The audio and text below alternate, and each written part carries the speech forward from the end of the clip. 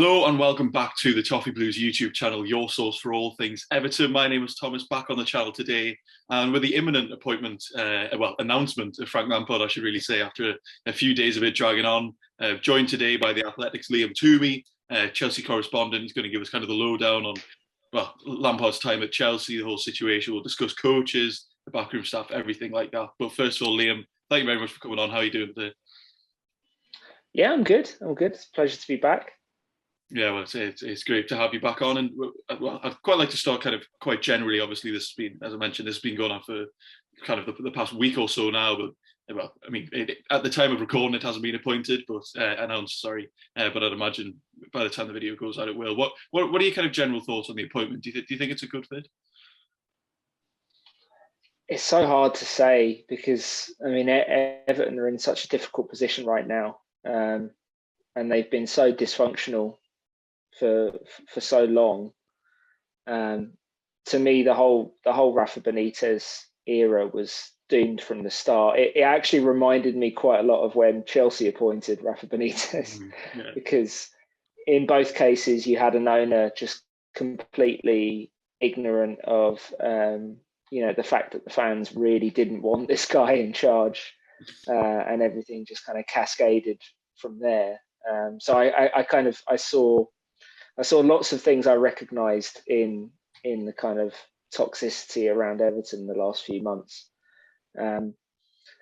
As for Lampard, whether he's the right choice or not, it's so difficult to tell, isn't it? I think it's so difficult to tell whether he's the right choice for Everton, whether Everton's the right choice for him at this stage of his career. It sounds like a cop-out, but we'll have to see how it plays out, because Everton are in a position they didn't expect to be in the Premier League table at this point in time, particularly all the money they've spent over the last few years. Frank Lampard, I think, has just been trying to wait for the right opportunity. In an ideal world, he probably would have picked a slightly better situation like this, but he probably recognises as well that he's never going to get an ideal situation. And I'm sure he sees the potential in Everton as a club, as many other managers who've come in have done.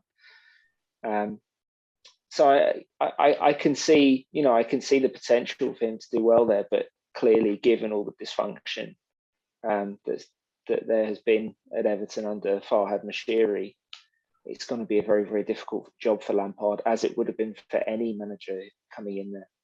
Yeah, definitely. So, and you mentioned there, obviously, the general dysfunction around the club, and we've been waiting a while to see Lampard return. There's been a lot spoken about, kind of been buying his time, looking for the right job. I mean, I am slightly shocked that he has kind of ended up at us, because he's going to have to take on the board and obviously the poor results on the pitch at the same time. So I'm quite shocked. I don't know if you share that opinion, that it seems like a bit of a strange one, that he's been waiting so long for the right opportunity, and he seems to have picked one of the more dysfunctional clubs that have offered him a position. He's picked one of the more dysfunctional clubs, but also one of the bigger clubs. I mean, there's no denying Everton's history, their standing in the Premier League, their standing in the English game, their fan base. You couldn't be an ambitious manager and not find Everton, just as in the abstract, an attractive club.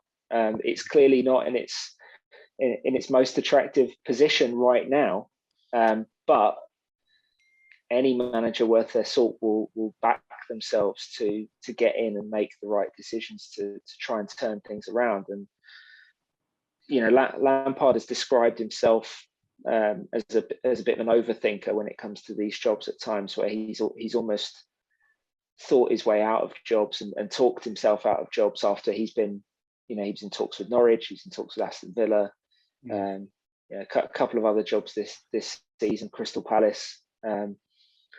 So I think that, speaking purely from the outside, maybe he's looked at it and thought, I have to take the plunge at some point, and if I'm going to do that, at least at Everton, I know that it's a big club with lots and lots of potential. Maybe at some point the potential to actually spend again. I know that the purse strings have been tightened significantly Sorry, that's Ruby. The purse strings have been tightened significantly this season, but we know Mashiri's been willing to spend in the past, and I'm sure that would be attractive to Lampard, that he might have an opportunity to build this team. And they also have some players coming back from injury, don't they? So maybe you're looking at it thinking, given how unpopular Benitez was, given the run they've been on, some level of bounce is to be expected, and maybe you can build some momentum from there.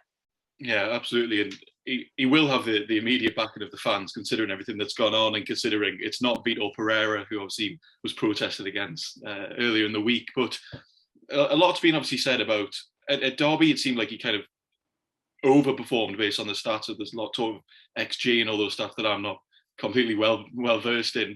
And at Chelsea, it seemed to kind of be the opposite way. He had obviously a lot of problems with Kepa and conceding too many goals.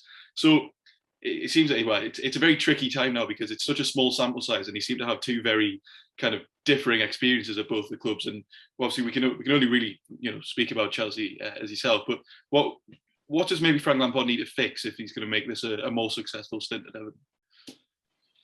Well, yeah, you're right that we've only really got sort of 2 and a bit seasons, haven't we, to look at in terms of what is Frank Lampard the coach. I do think he did a pretty good job in 2 very different sets of circumstances with that season at Derby and then his first season at Chelsea. Derby obviously didn't have a lot of money to spend, but the people who know Derby better than me say that the money he did have, he didn't spend well, and a lot of their permanent signings that didn't work out. But he obviously got players like Mason Mount, Fikayo Tomori, Harry Wilson in through the door who made a massive impact for them. I'm sure maybe that's something he's looking at to do with Everton down the line, not necessarily players on loan from Chelsea, but players that he's worked with before and knows. Maybe he can get them to sign for Everton. So that's part of it. I think he did a pretty good job at Derby in the aggregate. And then in the first season at Chelsea, this is kind of forgotten because of the way things ended. But I think given the circumstances, the unique circumstances, the transfer ban, losing Eden Hazard, who'd absolutely carried that team, he basically, built a new attacking system around a lot of younger players. He was always going to have the fans behind him at Chelsea because he's Frank Lampard and what he means to that club. But I think he managed that really well, and he sort of cultivated that bond, and the fact that these academy boys were coming in and doing so well and empowered to do so well really created a feel-good atmosphere for that season. And even though they had setbacks, they always got a response because there was that kind of atmosphere inside the squad and also inside the stadium. Second season, he got a lot more. It was basically a different job. As soon as Chelsea spent that money, it suddenly became the kind of Chelsea job that Mourinho, Ancelotti, some of the other Chelsea coaches that Lampard, of course, played for have experienced in terms of the immediate expectations and a much more difficult dressing room. And I think in the end, we've heard Lampard say this in his interview with Gary Neville, the overlap, a couple of other interviews that he did since leaving Chelsea. There are things that he accepts he would do differently. By the end, he wasn't playing Antonio Rudiger.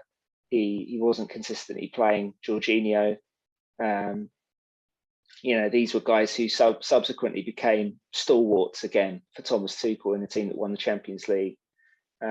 So those were clearly sort of failures of man management somewhere along the line that I'm sure he'll be looking to correct. People who watch Everton more regularly than I do will know more about the sort of dynamics of Everton's dressing room and how that might differ from Chelsea. I would suspect from the outside that you don't necessarily have, quite as many big personalities as you do in that Chelsea dressing room. I'm not sure if there's a Rudiger at Everton from what I can see, but I do see some coachable players there. I think you look at guys like Calvert-Lewin in particular. I think someone probably Lampard would be very excited to work with. and I think he showed that he can empower young players. He can keep older players on side. He just kind of lost control of it towards the end. But Chelsea was a unique challenge, and maybe one that he wasn't quite prepared for politically so early in his career.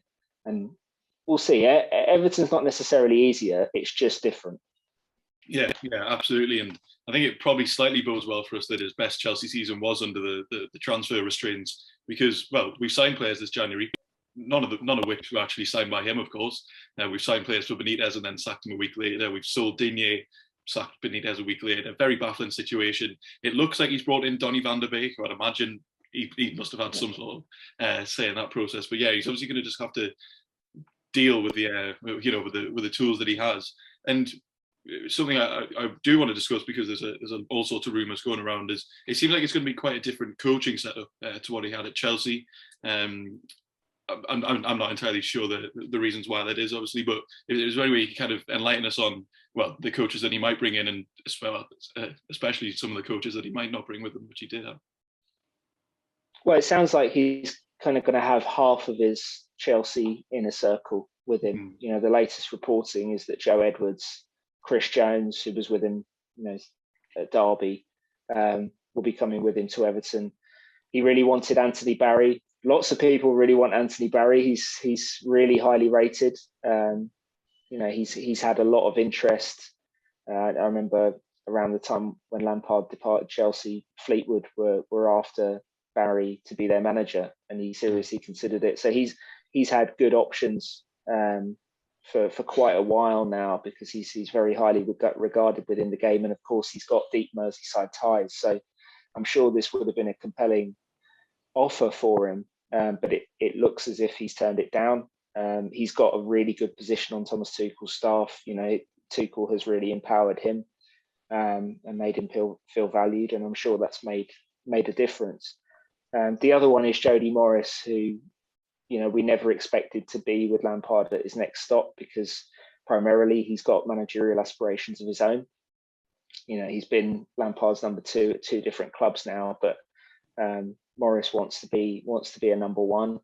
And I think we were told at the time, and I think it was pretty widely reported at the time, that Swansea had him and Russell Martin as basically the 2 final names on their shortlist. So he's quite close to getting, I think, his first managerial gig himself. So I think Morris probably just decided to wait and bide his time and see what comes up for him.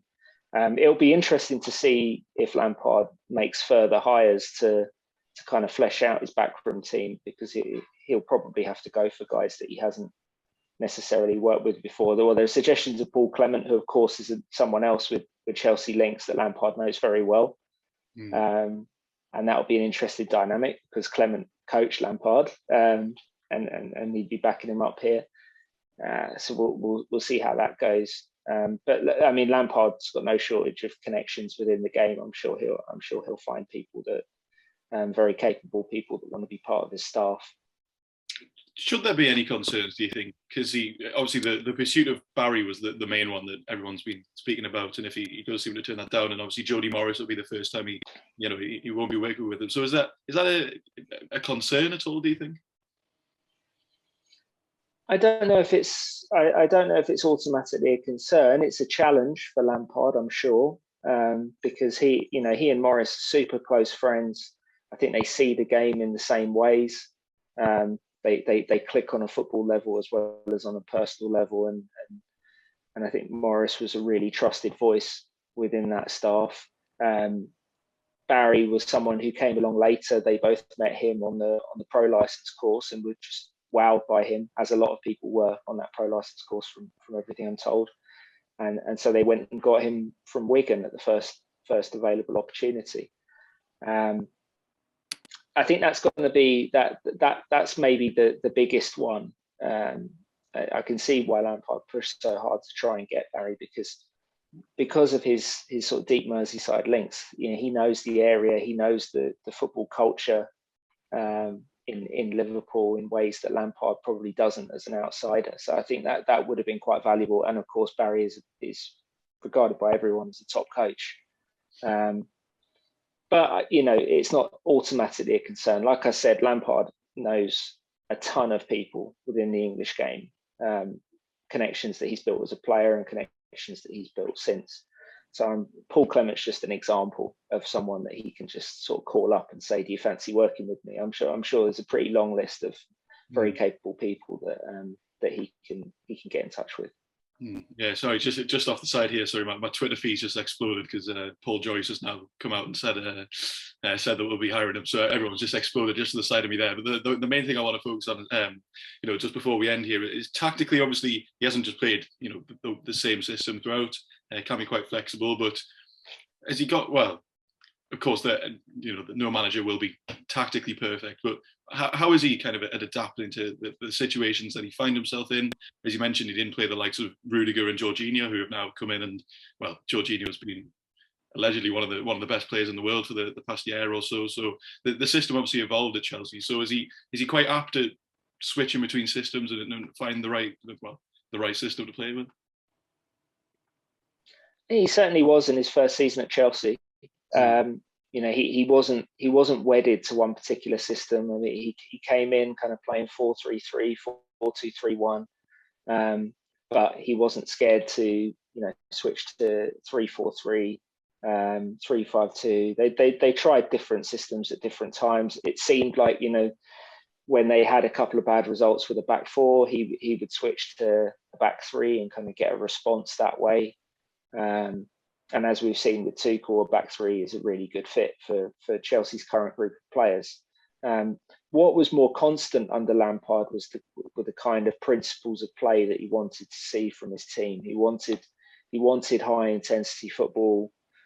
He wanted his team to play on the front foot, to win the ball back high up the pitch, to pin the opposition back, play with a measure of freedom and aggression. And he didn't always get that from his players, but those were the things that he consistently wanted to see. I mentioned Rudiger and Jorginho earlier. Those were more sort of man management issues rather than tactical things towards the end. There were certain players that he clashed with off the pitch or in training, and those begin to influence selection decisions, and that's how you kind of get a sense from the outside that things are beginning to go wrong. One of the problems he had, this kind of happened at Derby a little bit, although I didn't watch Derby every week. It certainly happened at Chelsea, even when they were doing well, was that they conceded quite a lot of goals, and they had a tendency to become a little bit open at times. The structure could come apart. It didn't seem quite as regimentedly, quite as drilled, shall we say, as certainly it is under Tuchel now. And I mean, Tuchel's one of the best coaches in the world, so you'd expect that kind of extra level of detail. But sometimes there would be a sort of spell of 15, 20 minutes in a game. Even in games that Chelsea won under Lampard, there would be sort of 15, 20 minutes where they were maybe a little bit too open, gave away some silly chances, or just made some individual errors. And so it'll be interesting to see in his time away, because he's had a year, and by all accounts, he's not spent that year sitting on his hands. He's been talking to people. He's been trying to develop as a coach. He's been talking to coaches in other sports and sort of kind of exchanging ideas. So it'll be interesting to see how the version of Frank Lampard, the coach that comes back, because I'm not convinced it'll be exactly the same as what we saw at Chelsea. I think he'll have learned from the experience and a man management point of view, but I'm sure he'll have evolved tactical ideas as well based on what he's been watching in his time away, and maybe slightly different ways that he thinks about what he wants from his team now. So that I can only talk about what I saw at Chelsea, and there were lots of good things, particularly going forward and in possession. There were some less good things that ended up being sort of instrumental in his undoing, in terms of Chelsea being a little bit too open at times and a little bit too easy to play through. But we can only wait and see what kind of team he builds at Everton. Yeah, absolutely, and obviously they are very positive signs that he has had this year. We haven't seen how it might materialise, but look, we've had a couple of years now of quite stubborn managers, one name I'm not going to have to name them specifically, but obviously, didn't get along with the fans. But something that does excite me about Lampard and hearing it on the overlap as well, he's obviously just a man who's obsessed with football. He's constantly looking to learn, and he is still in early days in his coaching career. So I think the whole situation will be interesting. And my final question, which I've been trying to think if this is now slightly redundant based on the fact that we've spoken about there's so many variables that anything could happen here, but we've had 5 or 6 years now of just constant upheaval, managers moving in and out, players moving in and out. It's been a disaster basically. But in your opinion, does Lampard have the tools to now make this a success at Everton for longer than a year would do at this point, but for the next few years? Yeah, it's the reason why it's a hard question is not necessarily a reflection on whether I think Lampard's capable. It's just the scale of the challenge. Where, I mean, Benitez kind of got rid of some other key people, didn't he? I mean, and some other key people have departed in the last few weeks. Marcel Brand's leaving. Is there a plan for a new sporting director to come in? What's the plan with the medical department? Wasn't it Danny Donachie was left at the behest of Benitez, who's now gone himself? So it feels like there's a bit of a vacuum at Everton in certain key areas of the club that are beyond any coach. So if Lampard comes in, is he the one making those decisions? How much of a voice does he have on any potential sporting director, or does he have a direct line to Mashiri asking for certain players? There's so many unknowns in terms of the way it's going to work that it's quite hard to project forward. I think the immediate challenge, I mean, he's coming in at the end of a transfer window, so his work is going to be done on the training pitch and on the pitch. Once Everton get some of their key players back, is Calvert-Lewin back now? Is he even playing the last couple of games? Yeah. Okay. So, I mean, once he's able to put something closer to Everton's best team on the pitch, then he'll be hoping to build momentum early. And one thing I think that's quite a positive sign from Lampard's coaching career previously, obviously he had an existing connection with the Chelsea fans, and that manifested in the atmosphere from day one. But he also built a really good connection with the Derby fans. He has, the kind of personality traits that I think fans warm to, the way he conducts himself. And I know Everton have always had a super passionate fan base. And it can turn sometimes if they don't like the coach, but if they're behind the coach, I think it can really help the team more than you get at a lot of other clubs. I think Goodison Park is one of those stadiums that can really, really lift the team. And I'm sure Lampard will know that, having played at Goodison as an opposition player many times, and I'm sure he'll look to harness that early. So I would expect him, maybe in his first few press conferences or something, to really kind of make a point of getting the fans behind them, trying to endear himself to the fans, trying to bring everyone together, and get a good feeling, because that's going to be the most important thing now. They're just above, they're on the cusp of a relegation battle, and you've got Newcastle behind them spending bundles of money to try and close the gap and kind of reel them and Leeds into this. So they just need results and to build their own momentum quite quickly. Yeah, so we find ourselves in a very, very interesting situation. It is obviously partial excitement, but apprehension definitely as well. And the part you mentioned about the vacuum at the club, it's very true. We seem to clear out all the medical and the recruitment staff for Benitez to give him kind of full reins. So it'll be interesting to see who's now going to come in as well, because this appointment of Lampard, that's just the first step, basically, of the appointments that need to be made at the club. And a lot of people obviously spoke for a while, like, why, logically we should get a director of football and then a manager. It hasn't worked out that way. We've gone straight in with Lampard, but I'm definitely excited about the situation.